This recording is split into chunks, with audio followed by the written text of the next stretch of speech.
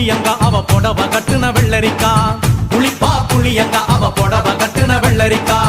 பார்த்தா பாவக்காயிலம் பருவத்தில கொசாக்கா பார்த்தா பாவக்காயிலம் பருவத்தில கொசாக்கா